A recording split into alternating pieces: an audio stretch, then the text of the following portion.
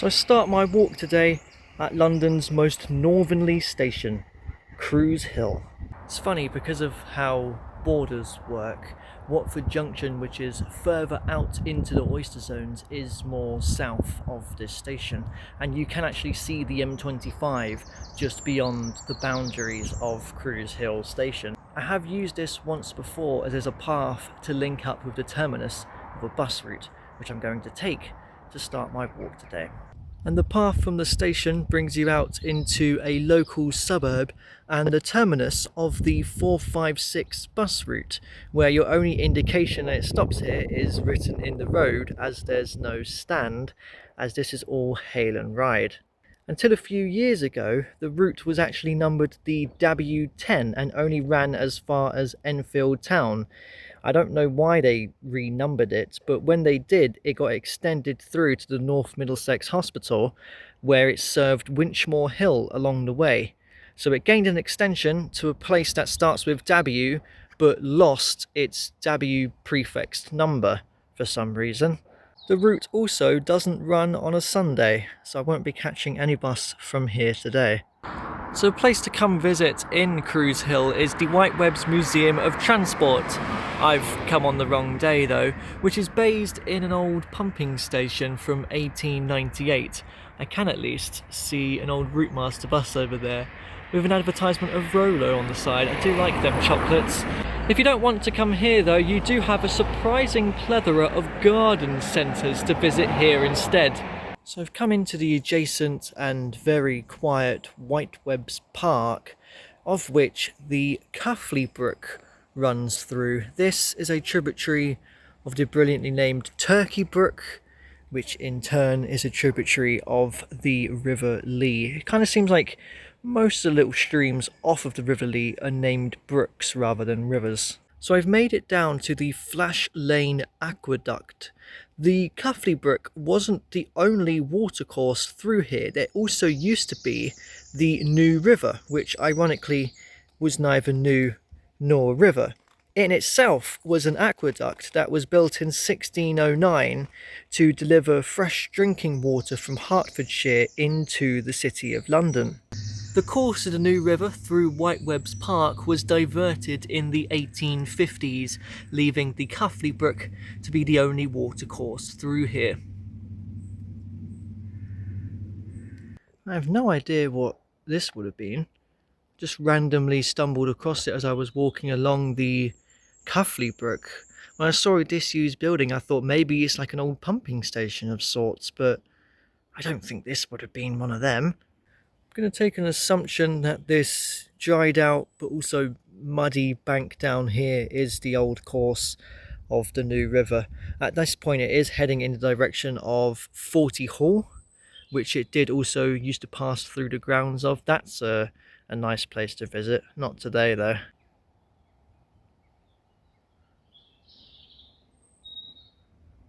So to keep up the Whitewebs theme, we've had the Museum of Transport, we've had the park and the woods, but this is Whitewebs House, which is a Toby carvery nowadays. So it may be the home of the roast.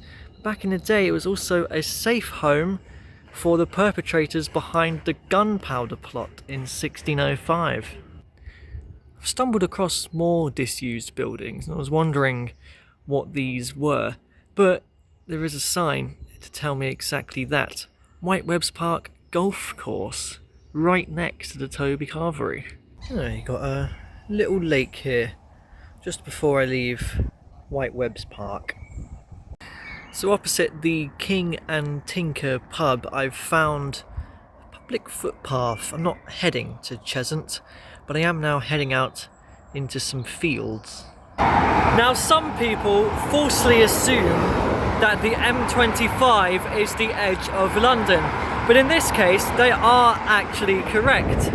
From this point forwards, the rest of the walk is going to be out in Hertfordshire, and you do get a good look towards the City of London with all of its tall buildings back in that direction.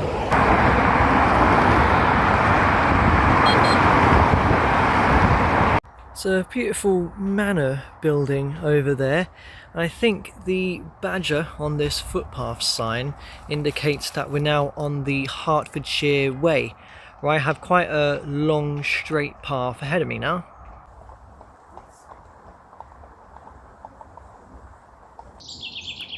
So this really is just one long straight path, even going down, and I'm crossing over rather deep cutting with this brook.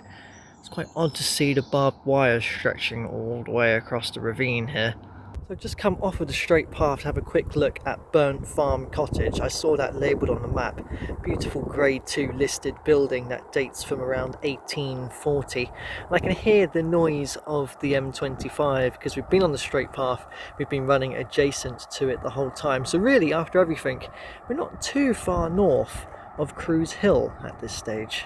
Continuing along, I've come across a cattle grid I've just had to walk over. By doing so, I passed over the Cuffley Brook once again, and it's just over there where it makes its confluence with the Northaw Brook. That is a tributary of the Cuffley Brook, which is a tributary to Turkey Brook, which is a tributary to River Lee, which is a tributary of the River Thames. Rivers within rivers. There is a Northaw Great Wood, which the river rises in. That would be good to visit one day. I don't think I got that included in a walk. So just to give some evidence that we are somewhat near to Cruise Hill, there is a magnificent railway viaduct there known as the Soper's Farm Viaduct. And if I take this path here across the fields, I should relatively soon come across the next station on the line.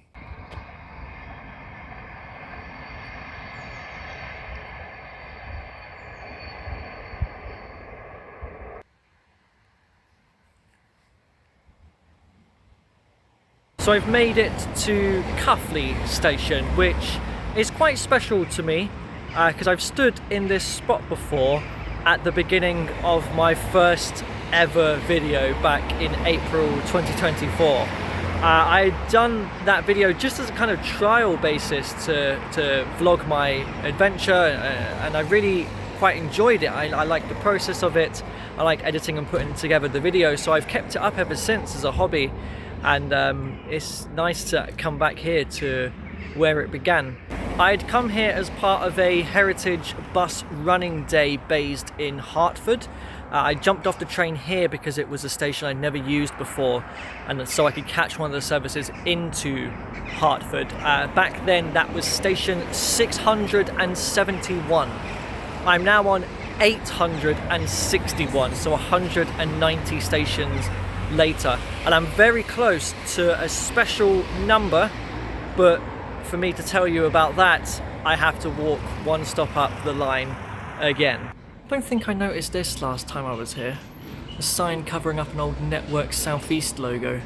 Even this sign is quite old. It's from First Capital Connect days.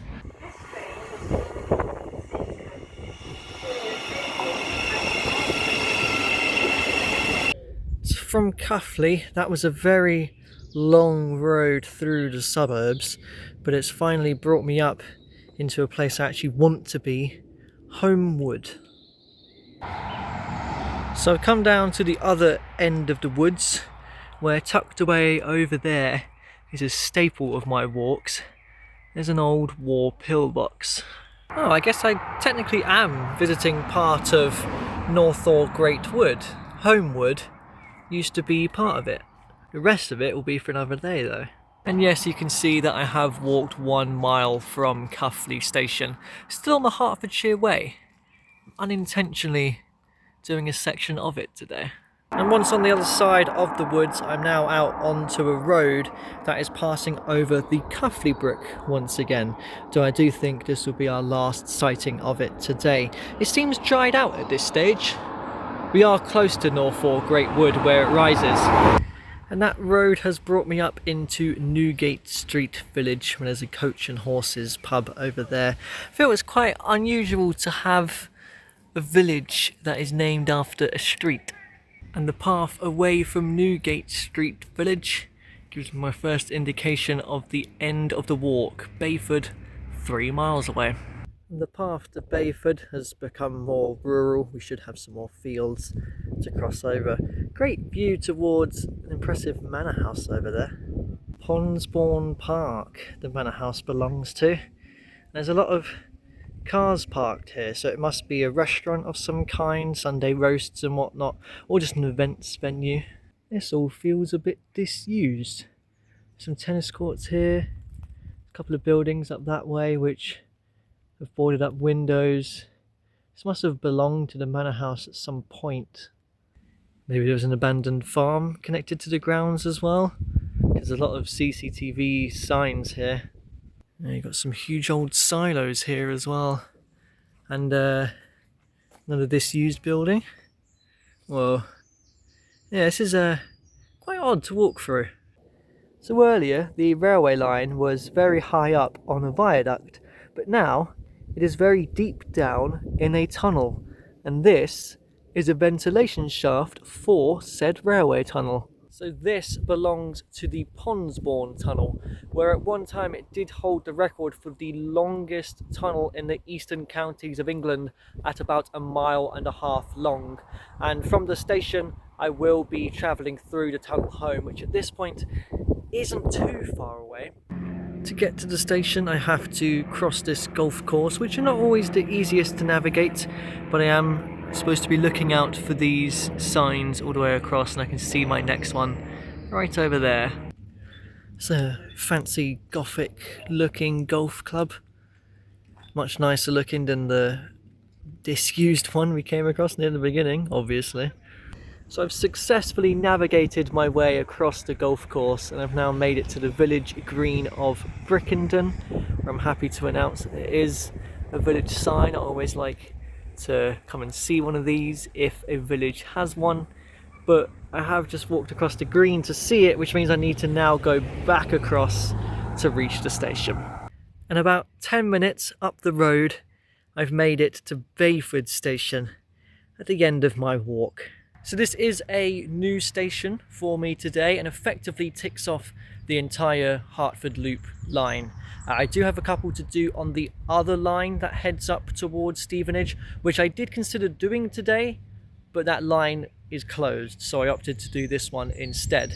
And I probably would have jumped out at a station along the way just to tick off another, which if I didn't already tick off Cuffley on my first ever video, I might have done that today as well heading home, but luckily I don't have to. Cuffley was actually an original terminus of this line when it opened in 1910. It got extended through the tunnel to here at Bayford and beyond in 1924. This is a special station to tick off though, as it is number 862, which is as close as you can get currently to 1/3 complete. There are 2,587 stations. I've visited 33.33% of all of them. So from London's most northernly station to a station which started the videos to the station which has brought me to 33.33% completion, that's a good little day out, that was an enjoyable walk. I would like to visit all of the stations in the country. Of course, that is going to take many years, so feel free to join me on this adventure. Subscribe for more walks like this, where I slowly, very so slowly, get round to all of them. Thank you for watching. This is Cuffley. This is a Great Northern service to Moorgate. We will be calling at Cruise Hill. I've got a fly on my hand. Can you get off, please?